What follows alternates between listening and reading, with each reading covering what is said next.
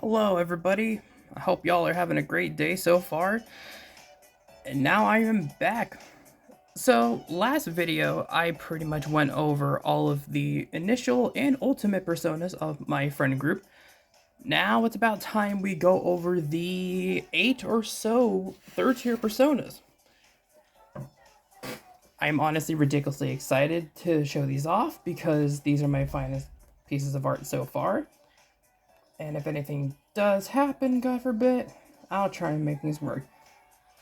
Also, for the background, I wanted to play School Days from Persona 1 only because I kind of feel like the videos have become a bit silent lately. So I kind of wanted to spice things up a little bit just by adding that. But like I said, this video, we're going to be going over all the third tier personas of my group. And before anybody asks, we don't have a group name yet, but we'll decide that soon enough. So anyways, let's get started. Alright, so we're gonna start off with me, obviously, codename Raccoon. And for me, I kind of want to discuss two personas rather than one. Obviously, everybody has one third tier persona, but for me, I kind of feel like I needed something a bit extra to keep things balanced. Because both designs of these are kind of, I mean, they're cool, don't get me wrong, but I kind of feel like my initial persona needed a lot more. So, remember that I said maybe eventually I'll make prime personas? Yeah, I gave my initial persona, Azabon, a prime form, but we'll get to him in a bit. For now, we'll focus on my third tier persona, Tabaldok of the Fool Arcana. He isn't the completion bonus persona. Actually, he could share a slot with Azabon Prime, but then again, we're just focusing on Tabaldok. I kind of like how I did it with this, because the Japanese celestial motif, with pretty much him being a creator deity from the Abenaki folklore, it really did tie in nicely. And with the horns focusing on Azabon, the cry of blood focusing on Glossamus, and even the little dragonfly in the orb of creation he holds, it really did turn out to be a ridiculously good design. I like how Tabaldok went, and honestly, if I had to change him, I wouldn't really want to change him any other way, mainly because of something else. Last time I gave Azabon an 8 and Glossamus a 7. I feel like Tabaldok kind of is in the middle of the road here, so I kind of feel like Tabaldok really did deserve a 9. The way that this design turned out, I'm really proud of it. So yeah, I'm gonna give Tabaldok a 9. He really did deserve it. Alright, so here is Azabon Prime, also of the Fool Arcana. He may be the completion bonus persona. I'm not 100% sure yet, but since I needed... Alright, I'm gonna go get the other book real quick. Just give me a sec. Because I kind of feel like, even though Azabon was a spiritual form persona, which is something we haven't had since Vesta from Persona 1, I kind of feel like Azabon needed to be like that. So, where is he? Aha, found him.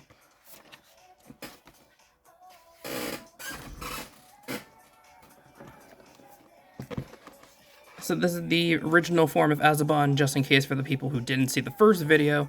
And there's Azabon Prime. Honestly, the both of them side by side really do compare and contrast a lot. I mean, with Azabon Prime having more of a human motif in terms of the full body, and Azabon being more of the spiritual motif in terms of its wisp thingy. Azabon Prime really did turn out well. I mean, the shoulder pads are nice, the darker shade of red, indicating more of like a covered in blood type of thing, and also the crying blood from Azabon's previous design.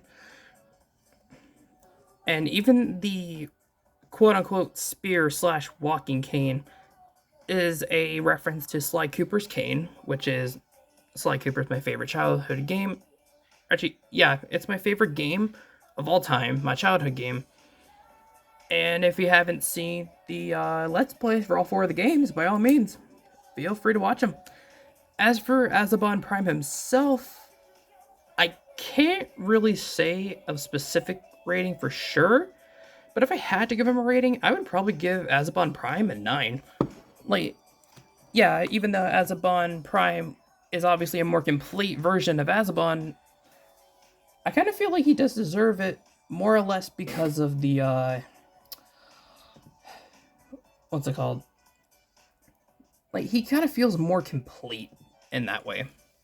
So I'm gonna stick with Azabon Prime getting a 9. He really did deserve it. Okay, so no, shit. Okay, all right. So next up is Codename Rabbit and her third tier persona, Gaia of the Lover's Arcana. Gaia in Greek mythology is one of the creator gods. She was the one who created the earth, and honestly, I really dig it. I did have a little bit of inspiration from the flower that Gabriel in Persona 2 had, so that's where the flower comes into play.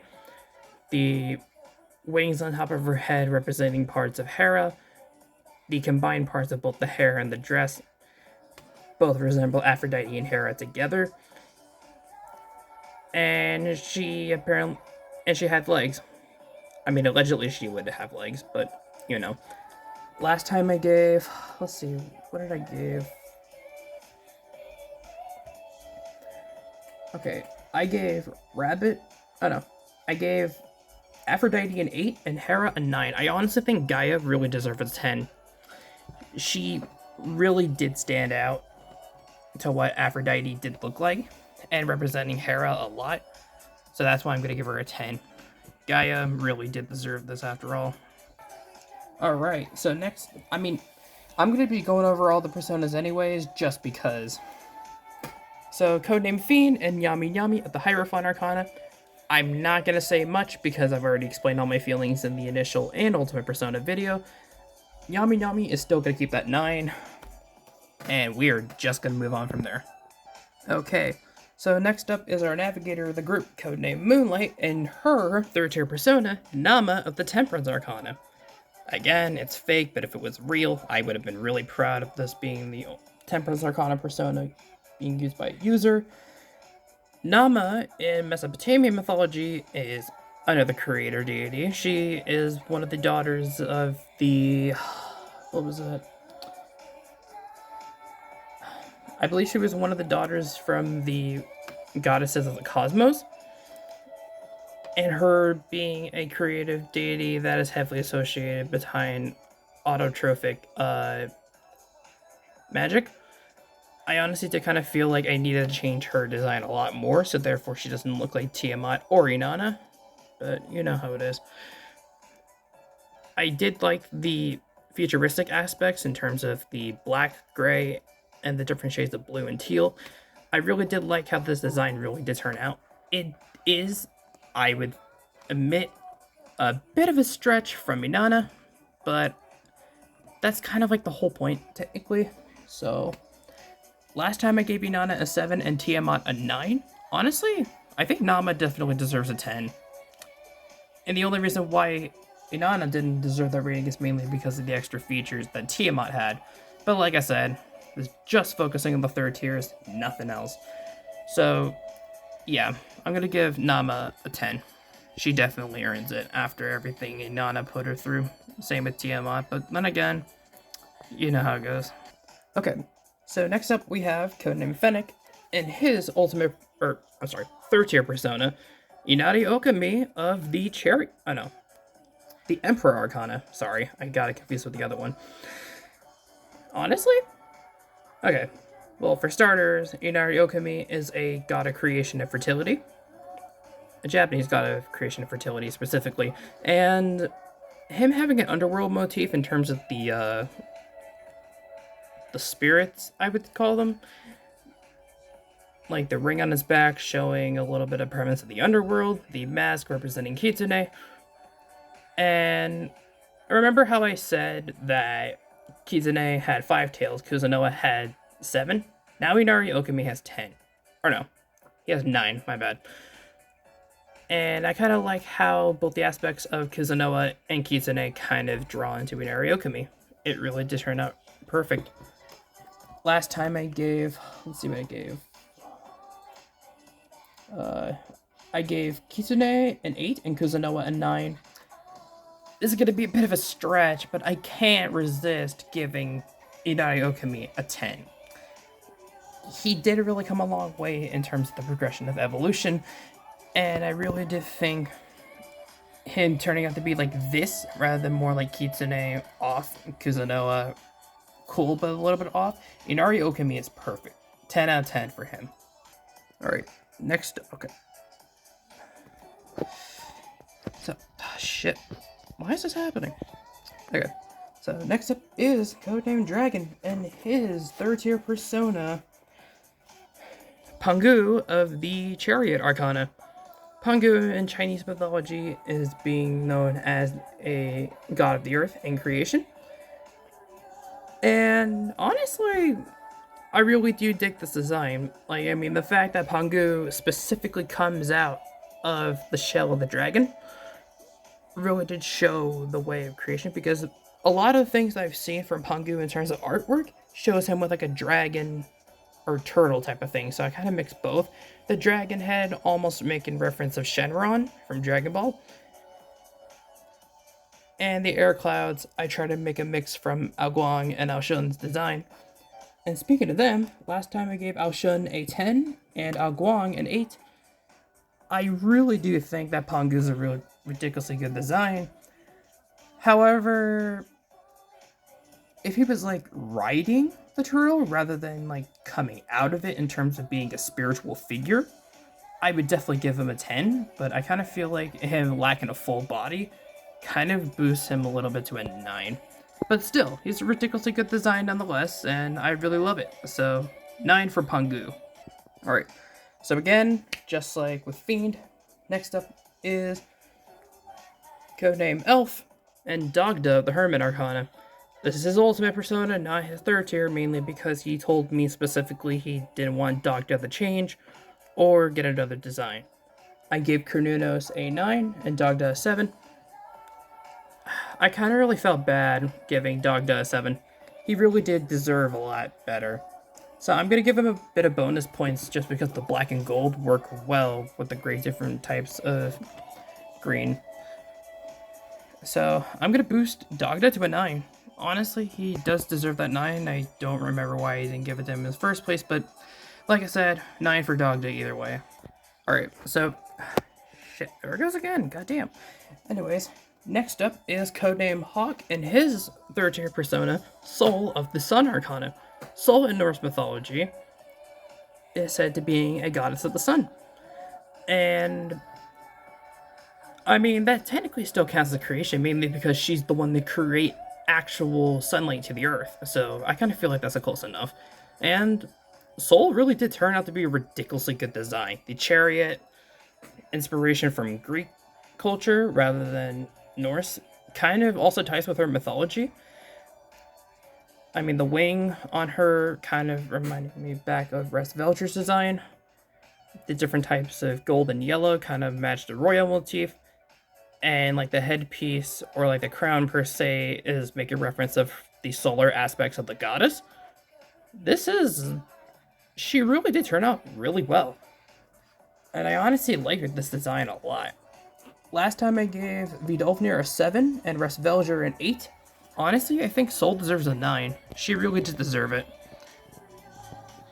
And the only thing that I would say is that if I actually completed the horse legs, she would have been a 10. But then again, she definitely deserves a 9 regardless of whether the horse is complete or not. So 9 for Soul. Alright, so next up is Codename Raven and his third tier persona, Osiris of the Moon Arcana. Kind of like Soul with the Sun Arcana, I really did want Osiris to be part of the Moon, mainly because he really does show a lot of aspects from Khonsu. Osiris in Egyptian mythology is the god of the underworld and married to the fertility goddess Isis, who used to be, fun fact, the priestess Io from Greek mythology. Io traveled to the deserts of Egypt where she was worshipped as the goddess Isis, and then as a result, married Osiris. Funny enough that Egyptian mythology and Greek mythology kind of intertwine with each other. Back to Osiris, though. I really do like the concept behind like the winged fertility for, I don't know, the winged motif in terms of the headpiece matching Isis and the wings from Ibis, with Konsu's color scheme, as well as the obvious Pharaoh design rather than Amun Ra from Persona 1 had. I honestly, I like Osiris a lot. The design really did turn out well, and even the fate. I mean, yes, I did use SMT's Osiris as a, you know, an example, or not an example, but a demonstration. What am I saying? The inspiration of Osiris' design. So, last time I gave Ibis a 9 and Konsu a 10, I honestly think Osiris does deserve a 9 at least. I don't want to give him an 8 mainly because he looks this good. So as of now, I'm gonna give Osiris a 9. He really does deserve it. Much like Fiend and Yami Yami, codename Sin and Kamazat of the Devil Arcana, I already explained way too much from the initial and Ultimate Persona. I gave him an 8. I really do like this design, but I'm honestly gonna boost it up a little bit. I gave him an 8 mainly because he's not like a full body image. Well, in terms of being like an actual full body bat with like, you know, the legs and stuff. But again, every aspect of Kamazat's design really did turn out well, and I can't believe I honestly kind of ignored that with him being an 8. So I'm gonna bump up Kamazat to a 9. Again, things could be worse, but then again, this design overall is perfect. So I would give Kamazat's a 9. Okay, so the last couple of members. First of all, our group mascot character in the form of Yuffie Miyazaki, codename Rodent, and it's still the same design as last time. And just like her, I'm not really going to be going over that much for Lobotaro, her persona. And in the initial persona video, I gave Lobotaro a 5, which is, I felt bad, so I bumped her up to an 8. And honestly, I really do think she does deserve that 8. I'm not really going to boost up Lobotaro to a 9, mainly because she is just an ox head and a wolf head with spiritual things coming out of both of them, chained by one of the horns of the neck. So I would honestly stay Lobotaro as an 8, mainly because of that one reason. So yeah. Alright, so the last video I said that Kiara, used to be codename Android, she now is back to being an outer god. And the reason for that is that the android form that she had originally is only for her to blend in with human society due to her staff, the Fates creation. So this is her quote-unquote final design. And I really did like how she turned out, though. With the royalty motif mixed with Eldritch Horror, as you can basically see from the bottom part with like the legs and the claws, she really did turn out to being a fantastic design, and overall, I would never really change her for the better. However, again, just like with Yuffie, I am not talking about her, I am talking about her third-tier persona, Marisi of the Empress Arcana. And Lobotaro's of the Magician Arcana, just in case if y'all were wondering. So, Marisi of the Empress Arcana, let's do it, right? So, this was basically designed that's supposed to be mixing up a fusion between Brahmari, the Hindu goddess of bees, and Vasudhara, the Hindu goddess of wealth. Marisi in Hinduism is known to be the goddess of the dawn. She does have a little bit of resemblance to creation, but I completely forgot what it was. Combining the royalty motif mixed with the punk rock motif really did pop out.